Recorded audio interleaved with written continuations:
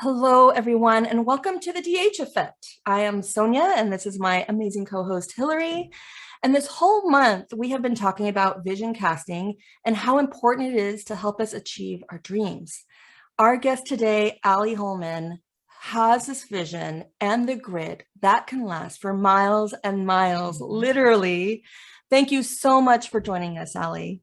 Thank you so much for having me. I'm excited to be talking to you guys. Oh gosh, Ali, we have known each other since high school. Yeah. And as we've gotten older, so much more has really been revealed to me about who you are and what you've survived and how absolutely you are thriving as an entrepreneur, national media fitness guru, author, and kind of a pretty freaking awesome mom to two powerful young women. You're really known for speaking your truth unapologetically and continuing to inspire others to transform their fitness lives. How did CoreCamper come to be? Well, I've been training for 25 years, and before I had kids, before I got married, of course, I had tons of time to go to the gym, look at myself in the mirror, go get a smoothie after, all that great stuff. I have a daughter who's 16 years old, and once I had her, I realized I understood why all of my clients that I were training would drop off once they had kids. Because of course, before I had kids, I was like, well, just keep working out. It's good for you. It's good for your stress. But then I realized, like I said to Mark, I feel like the minute I became, Mark is my husband, I said, the minute I became a parent, I feel like they put a guilt chip in my arm and I literally feel guilty for doing anything for myself. So I totally understand where they were coming from. So I said, I have to create something where I can literally show up in people's living rooms, whether they're in their pajamas, they haven't brushed their teeth, their kids are running around, they're on a work trip, whatever. And keep in mind, back then, no one was doing online workouts, like nobody. So we, of course, were, trying to scrimp this together financially and get this. And we ordered a little Minneapolis landscape background sticker, put it on one of our walls. We pooled our money and we got the nicest camera we could afford. And we decided we're going to start videoing, and we paid some guy, a college student, to create this website for us where we could upload videos every day. And we decided to do this. And so CoreCamper began. We actually began with a couple members for the first couple weeks. And now we have grown over the last 15 years where people all over the world work out with us online. We do under 20-minute online workouts, 3 difficulty levels.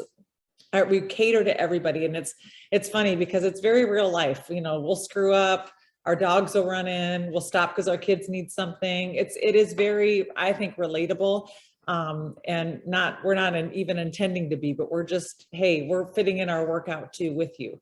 And so that's kind of how CoreCamper began. And so many things have kind of come off of CoreCamper as far as, other businesses that we have created off of CoreCamper, but we still do it. I actually just shot my video this morning. I fit it in as soon as in between my elementary or my high school are going to school and waiting for my elementary kid to wake up.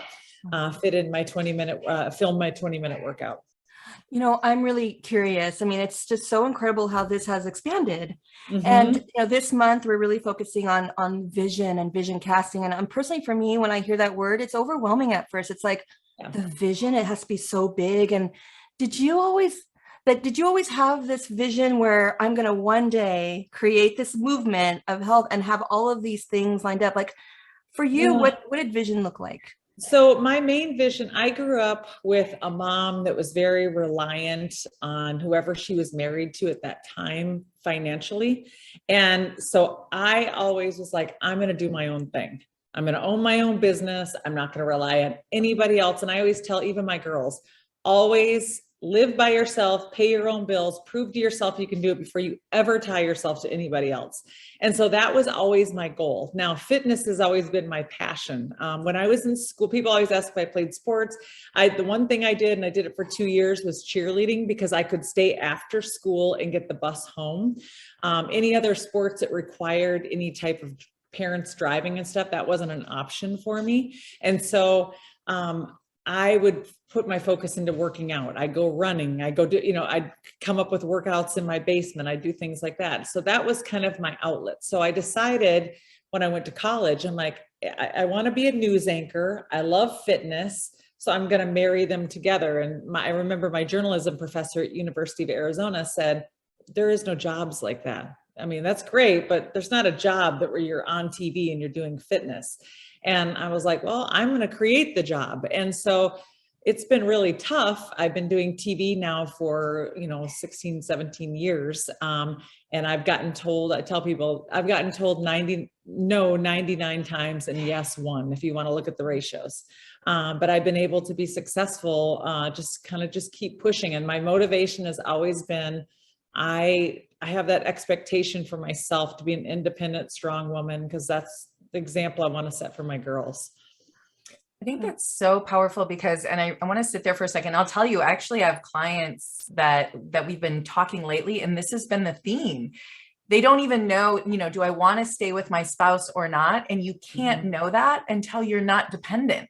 Yes. Right? Like, then you're really showing up in love. Then you really know that you're showing up because you want to do it, not because you need to do it. And that's, I mean, you and Mark just have a beautiful relationship. I love watching the two of you interact. Thank you. Yeah. I mean, it's funny because we're polar opposites. I'm type A and he's type Z. And not even type B, type Z. Yes.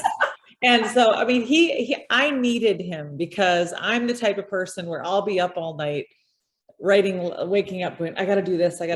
Or, oh my gosh, is this going to work out? And he is the exact opposite. Like, don't worry, it's all going to work out. And so it's sometimes to the point where I'm like, dude, we need to worry about this a little bit more. And he's to me, he always says, sometimes you make me kind of focus on things a little bit more because I'm too laid back. But we complement each other because we really do bring a good balance between the two of us. Even in parenting, we work together. So we created CoreCamper together. He does all the back end stuff. He shoots videos too. But he actually does way more work than I do, but I'm the one out front. So people think he works for me. But he's the type of guy who's like, yeah, I work for her. Who cares? So, but it's important to me. My girls, they know the struggle and you've probably witnessed it on social media over the years. I drag my kids on TV because they're free labor. I include them in the videos because, again, I want to diversify them, and I didn't have money to pay somebody. So I'm like, hey, let's do this with the kids. So my kids have been a big part of the success of our business because we have really involved them and said, like, this stuff doesn't just show up. Like, this is hard work. I always tell the house I'm in right now was built by burpees. Oh my gosh. I want to faint just hearing that word. Yeah. Well, can I just say, in terms of a visionary, we think of, groups need that person that inspires the ideas and what that vision is. And for you, within your household, there's visionaries. It's called mom and dad, and these your children are looking to you. And I'm just going to particularly talk about mom, Ali. That you I cannot imagine your young children who have looked to life. What is excellence? What is our standard of our home? And looking to you as moms are visionary. She's leading the way and creating a canvas of what is possible. And I know that you have they happen to be two incredible athletes. Can you talk about that leadership and vision within just the home, the most intimate relationships that you share? So before you say something, I just have to say, not only are they incredible athletes, but they're incredible scholars as well. And kind of just cool. I mean, when you get glimpses, they're really amazing kids. So I have to moms need to hear that. Yes, thank you. Well, and for people who are just watching, obviously my husband's Black and I'm white, obviously. So our daughters are biracial. And I took that very seriously when I married Mark. I said, because here's the thing, you look at like even Barack Obama, no one calls him the first biracial president. They call him the first Black president. And so I am a mother to two strong Black girls. And I always say I'm a strong white woman raising two strong Black girls. And I consider it an honor. And I consider it something that if I was to keep pushing on them, well, don't forget you're half white, then that's making it about me, because I want them to have a realistic view about how the world sees them and maybe the struggles that they're going to have. because of their skin color, which they already have had and I've witnessed, you know, and so, you know, I always am mindful of that too, that I want to create these girls that are super proud of who they are, of their identity, but also can, when they're confronted with things like that in their life, as far as maybe not getting a job over somebody else, or maybe being perceived as something just by how they look, and then they have to prove themselves. I want them to be mentally and physically strong enough in order to combat those things, because it is good. They are going to face it. And even at, you know, even at 5th grade and 10th grade, they are facing them. So, you know, it's really important for me to not only, and we kind of express our strength, obviously, through physicality. My girls both play basketball. The requirement for me is, if I'm going to put in the time, the money, and everything into these sports, you are also going to put in the effort on the back end, because it's a package deal. You know, I'm putting in all this, you have to be working harder than me. And, you know, I think a lot of parents are afraid to require that of their kids, but I think it's important to understand that you don't just show up and be great. You do a lot of things that people don't see in order to be great. And so that's kind of how I'm trying to raise my girls. And I have just seen both of them. They've become role models, I think, within their own peer group, because of how hard they work. And you know, they are known for their work ethic. And so I now see, especially with my high schooler, she's very proud of that. She calls herself the hardest worker in the room. You know, I see her, you know, she takes pride in the fact that she works hard. So, you know, we've had our battles, don't get it twisted. we have had our battles about it, but I think now the light has been shed on it, where she understands, like, hey, like I work hard and it's paying off, and you know, and I'm inspiring other people. So, well, and I mean, Ellie's being super modest, because I think your daughter, your oldest daughter, I don't know if you want me to say names or not. I guess you do in yes, videos, Ava, but Ava, I mean, I know at least as early as 8th grade, maybe it was even earlier, she was ranked nationally as a basketball player. Yeah, she's really good. And she's, but she's very humble. You know, she's the type of kid where she likes to be the underdog. We call her the dark horse, you know, because she just kind of keep, where a lot of kids kind of just excel right away. And out, she just basically has just kept working and working.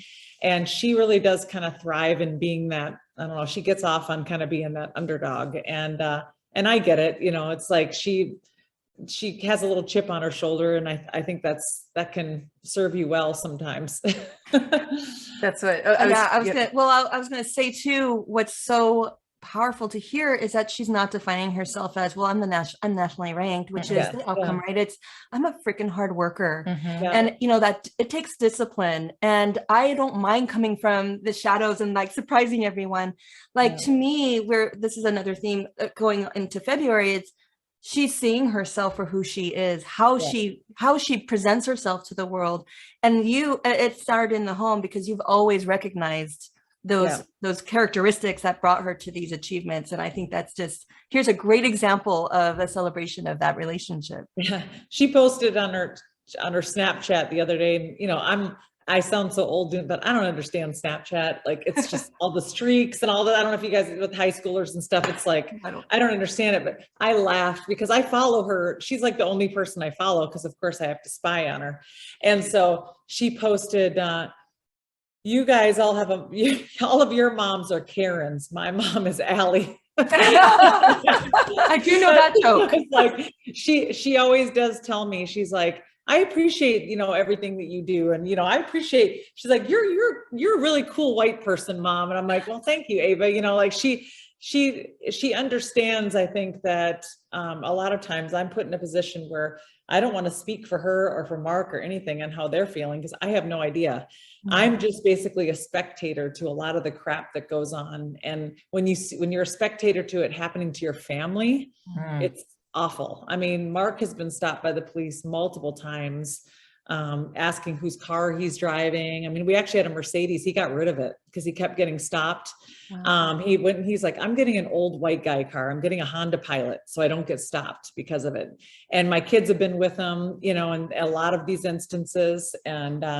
And it really does worry me. And I think that a lot of people, when you're not in that world, or at least have family members, you don't realize that, yes, a lot has changed, but a lot has not changed. So I worry about them all the time. Well, and that's something I admire about you so much, Ali, is that you always show up with your truth, with your family's truth. You are not afraid to be seen. You're not afraid to say it.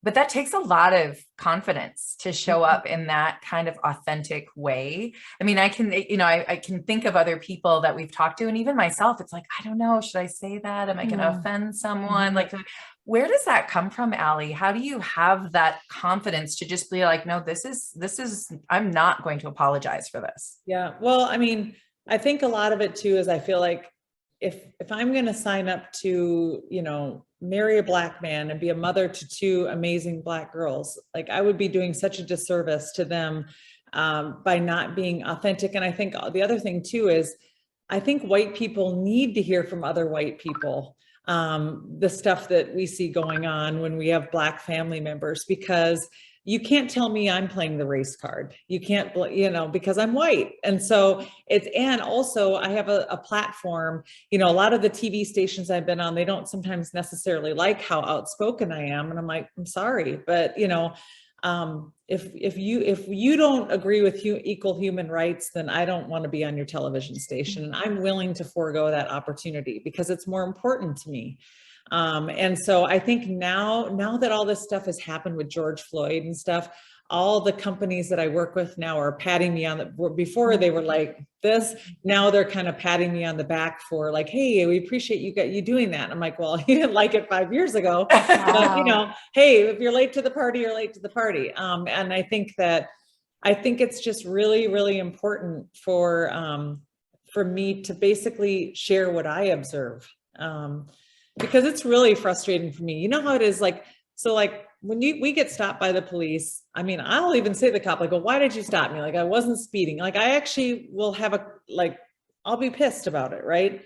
Like Mark, he knows the minute he gets stopped, he keeps his hands on the thing. He opens his wallet and opens it up. He doesn't say a word except, yes, sir. It's, and the reason why is it's truly a survival thing. And that's how he was raised. And that's how things still are. And so, I want people to understand that just because we had a march and just because we see a little bit of change and because of media coverage, a lot of the stuff is still happening. So thank you it's so great to hear that message over and over and over again. And that's the only way to not be so disconnected from it, right? Like, remember everyone, it's still happening. And just to share your story is just, I so appreciate that you are the voice. Yeah. I tell my daughters, I say because they'll have sometimes white friends come over. Right. And I say to them, you have to understand that sometimes because of where you live in a really nice house, your mom is on TV and people understand. So it's okay that I said, now, if we had the exact same family with the exact same family values, but we lived in a 1-bedroom apartment over in Brooklyn Center, those same kids might not be allowed to come over. And that's just the truth. And so my girls really have a lot of discernment about that and awareness, and I think that's important. It's just important to understand the reality of what's going on and then move from there. Because I just want them to be prepared. Ava's going to college in 2 years and I want her to be prepared because right now she lives such a cushy life and pretty insulated. So I just want her my main goal is for her just to be prepared with an open mind and open heart and just understand the world for what it is. That's, something that as I'm listening to you, it's been going through my head sort of the entire time is just, and it sounds so crazy to say it, but the creativity of your brain, like you see the connections in so many different aspects. And so that idea of vision, it's not just with a vision in your business or a vision with how you're going to move forward, but a vision for your family and really the vision for the future that we need to create for one another within our communities. And I celebrate that so much. It's fun. It's like, I just want to lean in for a little bit and be like, Oh, okay. So let's brainstorm this idea, because I feel like you just see all these connections. It's really fun to be a part and listen to it. Well, thank you. Thank you. I mean, and just like you said, a lot of times you wonder, well, should I say it? Should I ask the question? I always say do it. Yeah. Because, you know, you can't really grow from it unless you just kind of put yourself out there, you know, and, you know, I think that a lot of times I notice these things because of my kids, and my mother-in-law is amazing. Okay. And keep in mind, back in the day, she was the Help. The movie The Help, that was her. She couldn't come through the same entrance. She had to use a different bathroom. I mean, all of this, she grew up in the segregated South. She always because I tell her, I said, I look at people's like prom pictures and I say, I always wonder, like, do they notice there's no diversity in these pictures? Like, or am I just noticing it? And she said, it's like when you're looking for a Honda and you're looking to buy one. Well, of course you're going to notice all the Hondas on the road because you're looking, you're in the market, right? She's like, but if you're not even noticing that. And she said, a lot of times it's not intentional with people, you know, as far as the lack of diversity, it's just what we know. We're comfortable with what we know and what we're focused on at that time. And so, you know, I think that's kind of how my brain works too. I just want everybody to kind of look at the world that way and say, it'd be really cool if we could maybe add a little bit of diversity and different levels to our families, because it will only enrich us, if anything. So. Well, I think this is a great shift a little bit to talk to our listeners, because we've been hearing a lot, you know, the new year and, you know, maybe particularly like physical fitness or spiritual fitness, mental fit, all of it. Yeah. And or even just creating a vision for themselves. Is there any advice that you could, you know, speak to, you know, the first two steps to our listeners who are really having a hard time seeing that vision and how to take action on it? As far as kind of changing their health and doing that? Yeah, maybe usually it is starting from their physical feeling and then beyond that. Yeah. Well, you know, the research shows that most people abandon their Get Fit New Year's resolution after 9 days, which, you know, is really hard on us to go through that. It's like going through a breakup over and over again. And it really is, and it beats you down a little bit. So next time you think about having that goal, you've already been defeated by it before you even start it. And so, you know, I always encourage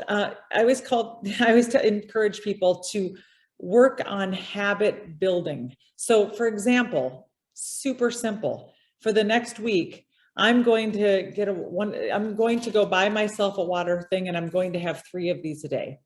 Like super simple. Next thing you know, that's a habit.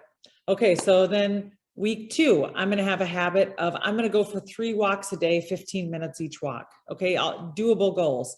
You kind of get in that habit. It starts feeling good. Next thing you know, you've built that habit.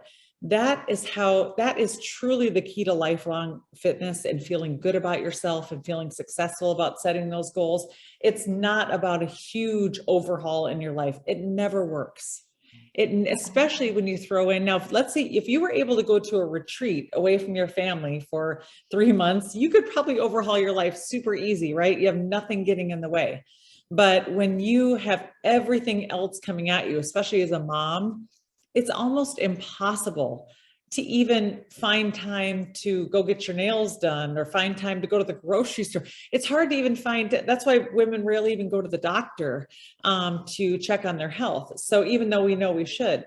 So by habit building, you're just slowly but surely adding these habits into your life. That's what works. And when people do that, it really does slowly build your self-esteem on being successful and making those positive changes in your life. So that would be my biggest suggestion, is to not look at it. Don't even look at it as a resolution or a change. Look at it. You're going to start incorporating new habits into your life and make them super simple until they become part of your daily routine. Then add another one into it. I love it. So we got it. So I love it. I love the fact. So I hear, you know, habit building, you know, choosing something, but small steps, baby steps, and keep your eyes on the baby steps. And then once you have them, add another one. Yes. And then I feel like another really good tip is to have a little Ali in your life. Yes. And so how can Ali be in their lives? How can our listeners and watchers find Well, you? people can work out with me online. The beauty of CoreCamper.com is basically, like I said, you can be anywhere. You can be wearing anything. No one's watching you. And I think a lot of things too, when you go to the gym, you want to do something that works, and you walk in, you just stare at everybody. Okay, that person's on the treadmill. I'll go on the treadmill. Okay, this person's, doing bicep curls. So a lot of people, I think, especially moms, want to click off mentally and just say, tell me what to do. Just tell me what to do, what works. And so that's really what Core Camper is. We switch it up every day. We have a theme. The average workout is 16 minutes a day. And you can start really slow with our mobility level. Then we have low impact, and then we have fast track. We have meal plans that you can follow with a grocery list. So I always approach everything with Core Camper as if I'm a busy parent trying to fit this in, what's going to work. And so that they can go to CoreCamper.com and try our workouts for free. I think you guys will like it. Mark will have you cracking up. He makes his little comments throughout the whole workout. And Like dad jokes. yeah, pretty much. Yeah. Cool. Yes. Pretty much. But he's kind of cute to look at. He is. You guys are such a beautiful family. Oh My gosh. And also following you on Instagram at would be great as well. Yep, Instagram at CoreCamper, Facebook fitness expert Ali Holman. So, and then I do TV for CBS, Yahoo, MSN. So all of my segments are on there as well. And I usually will post those on my social media too. Oh my gosh. So To me, it's like I'm leaving this conversation like Ali is just not on a movement. I mean, like she is the movement. Yes. Like your whole family is. And yes, I've been on your Instagram, and there is some inspiring things like my body can do that. Well, you guys, I mean, Hillary, I'm going to be 49 years old coming up on February 20th. And people are like, what?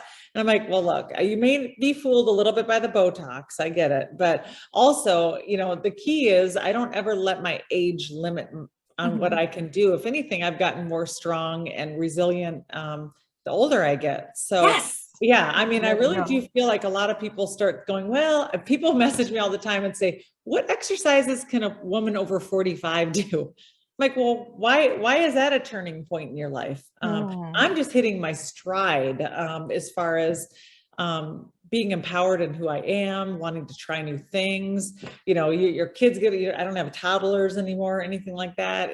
This is actually when women really start to hit their stride. And that's why we created even Core Camper, because you can start slow. A lot of people, when they're starting, they don't want everybody watching them.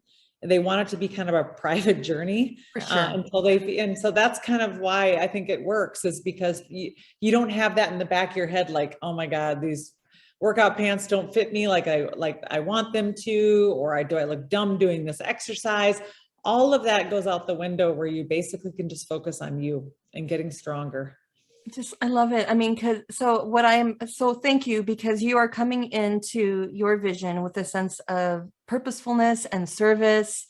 There's so much compassion and thinking about the people on the other side and where our mindsets are at.